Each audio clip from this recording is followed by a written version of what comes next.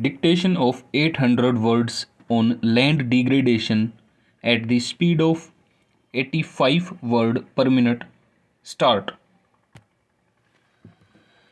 Land is the fundamental building block for supporting all lives and livelihoods, and all of us understand that the web of life functions as an interconnected system. Sadly, land degradation affects over two-thirds of the world today. If left unchecked, it will erode the very foundations of our societies, economies, food security, health, safety, and equality of life. Therefore, we have to reduce the tremendous pressure on land and its resources. Clearly, a lot of work lies ahead of us, but we can do it. We can do it together. In India, we have always given importance to land and considered the sacred earth as our mother. India has taken the lead to highlight land degradation issues at international forums. The Delhi Declaration of called for better access and stewardship over land and emphasized gender sensitive transformative projects. In India, over the last 10 years, around 3 million hectares of forest cover has been added. This has enhanced the combined forest cover to almost one fourth of the country's total area. We are on to track to achieve our national commitment of land degradation neutrality. We are also working towards restoring 26 million hectares of degraded land by 2030. This would contribute to India's commitment to achieve an additional carbon sink of 2.5 to 3 billion tons of carbon dioxide equivalent. We believe that restoration of land can start a virtuous cycle of good soil health, increased land productivity, food security, and improved livelihoods. In many parts of India, we have taken up some novel approaches. To give just one example, the Bani region in Run of Kutch in Gujarat suffers from highly degraded land and receives very little rainfall. In that region, land restoration is done by developing grasslands, which helps in achieving land degradation neutrality. It also supports pastoral activities and livelihood by promoting animal husbandry. In the same spirit, we need to devise effective strategies for land restoration while promoting indigenous techniques. Speaking on the occasion, the Prime Minister said that India has taken another leap by releasing a detailed roadmap for the development of the ethanol sector on the occasion of World Environment Day. He said that ethanol has become one of the major priorities of 21st century India. He added that the focus on ethanol is having a better impact on the environment as well as on the lives of farmers.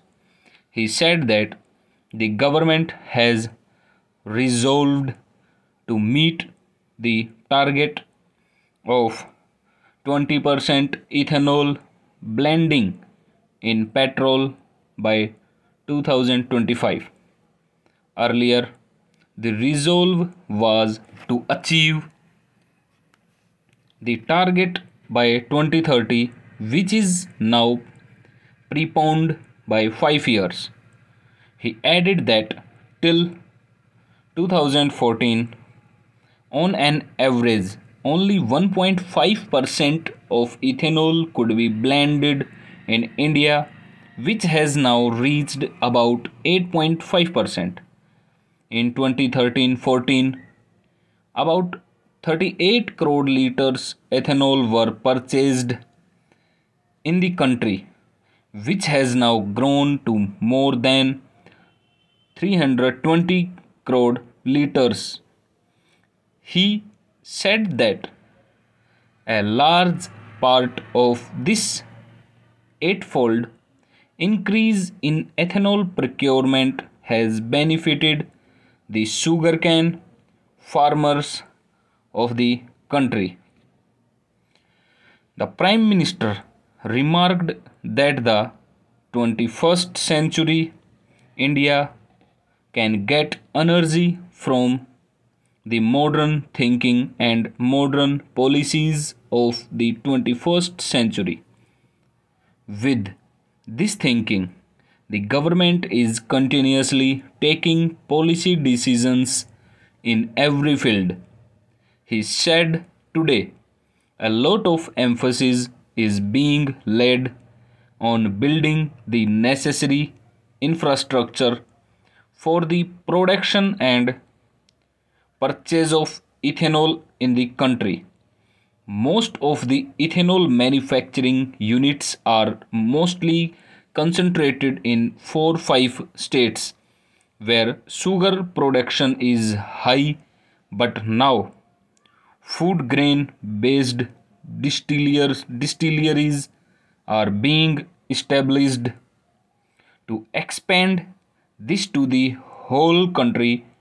Modern technology based plants are also being set up in the country to make ethanol from agricultural wastes. The Prime Minister said clean and efficient energy systems, resilient urban infrastructure, and planned eco restoration are a very important part of the Atmanirbhar Bharat campaign. He said, due to all the efforts taken related to the environment, new investment opportunities are being created in the country. Lakhs of youth are also getting employment. He said, India is working with a holistic approach through the National Clean Air Plan to curb air pollution. He said the work on waterways and multimodal connectivity will not only strengthen the mission of green transport but also improve the logistic efficiency of the country. Today, the service of metro rail in the country has increased from 5 cities to 18 cities, which has helped in reducing the use of personal vehicles. The Prime Minister said that today a large part of the country's railway network has been electrified. Airports of the country are also made to use electricity from solar energy at a rapid pace. He elaborated that before 2014, only 7 airports had a solar power facility, whereas today this number has increased to more than 50. More than 80 airports have been installed with LED lights, which would improve energy efficiency. Stop. So इसी के साथ dictation ख़त्म होती है. ये 85 word पर minute के ऊपर डिक्टेशन थी. बहुत अच्छी डिक्टेशन थी. इसको बार बार प्रैक्टिस कीजिए. Good luck.